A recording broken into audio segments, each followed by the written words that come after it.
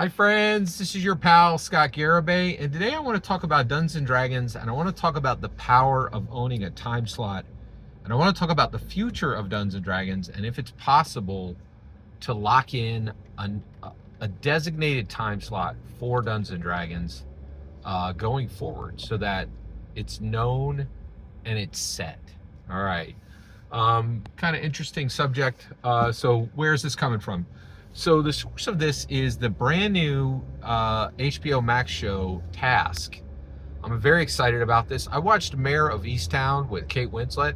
It was fantastic. I absolutely loved it. It's one of my favorite like detective shows ever. And the reason why is it's right in my backyard. It's like in the tri-state area in Delaware, New Jersey, Pennsylvania, Wawa country.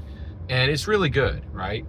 And I watched Mayor of Easttown, and the reason why is Game of Thrones. So Game of Thrones dropped like a comet. That thing just, came in and it just tore up, right? Like it really dropped in powerfully, right? In that, Game of Thrones came in, and for 8 solid years, it owned Sunday night at 9 p.m. And HBO Max knew that on Sunday night at 9 p.m., when they had the Game of Thrones show, they would get millions and millions and millions of viewers, right? And they did. They really did a fantastic job. They crushed it. It was really solid. They own that time slot on television. And what's even wild is even today, in a streaming age where the time that a show comes onto television is utterly meaningless, right? It should be utterly meaningless. It still had meaning. There were still people who were like, oh, I'm going to watch that at that time, right? And I was one of those people. And it was appointment viewing, right? It was a really big deal. So I was very impressed with how Game of Thrones did that, right? And I got into a habit, with Game of Thrones, and then House of the Dragon came, and they put it into the same slot. And then I was like, okay, I will. And then they put White Lotus into that. And I've watched every season of White Lotus in that time slot, in the Game of Thrones time slot, right? And then they dropped Mayor of Easttown in that time slot. And now Task is in that time slot.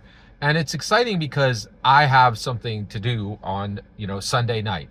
And it feels like the old days. It feels like, oh, I'm going to turn on the TV at 8 p.m., right?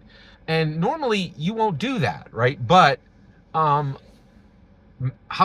Max has made this by having an absolute banger show for like 10 years, for over 10 years, right? And so good that people will turn in at that exact time when it drops. They want to see it the minute it drops, right? And they also needed to deal with, like, they had to build servers and things to handle that load, right? Literally that load of viewers. And a few times it didn't work. Like when new seasons would come up, they'd have crashes, and it's kind of a problem. Overall, though, I never struggled with any of that. Every time I turned it on, it played for me, so it really wasn't that big a deal to me. But I found it to be reliable, right? But I do remember there were stories, like, because just the volume of it was quite incredible. But now Task is dropped into this time slot, and it reminds me, in tabletop role-playing games, has this ever happened in tabletop role-playing games? And the answer is it has never happened in tabletop role-playing games, but it has happened in a tabletop game, and that tabletop game is Magic the Gathering. So Magic the Gathering had Friday Night Magic, and for like 20 years, they ran this thing, and it's still going now. You could still go to almost any FLGS on a Friday night starting at 6 p.m., and you can find Magic there. Now, what has changed is it used to be standard. You would bring a standard deck, you would run your standard deck, and it was a thing. Then you got mostly modern, and then you got mostly commander, right? So that is still happening. People are still playing that in that time slot. What I think is interesting is I think we could do this with Dungeons and Dragons, right? And I think if we, like, across the board as a community said, one night of the week is D&D night, and you will find it at your FLGS, and you will find it local. And that way, like, and even, just regular kitchen table games could find a way to open their table publicly, and and say, hey, we play, And so what should that night be? Well, I'm going to throw it out here. I think it should be Wednesday night. Now, why Wednesday? Well, I'm an evangelical Christian, and Sunday night is Sunday is you go to church, right? But in most churches, Wednesday night is Bible study night, which is great. I really love that, right? And I actually, and most Christians know this, like that you can go to many different churches, and on a Wednesday night they will have a Bible study, right? So one, I'm not trying to put shade on Christians' Bible study time. What I'm really trying to do is, I think generally it's pretty rare that evangelical Christians play D&D, so I don't think you would really lose a lot of people there. But I think Wednesday would be a good time, and also you can't put it on a Saturday or a Sunday. I don't think that's a lot of shops aren't even open then. But I think if you set it on a Wednesday night, you could make this work at both local house table games, and at FLGSs, and it would run from like 6 to 10 p.m. right? And what would be great is if there were 2-hour slots, like a 6 to 8 and an 8 to 10.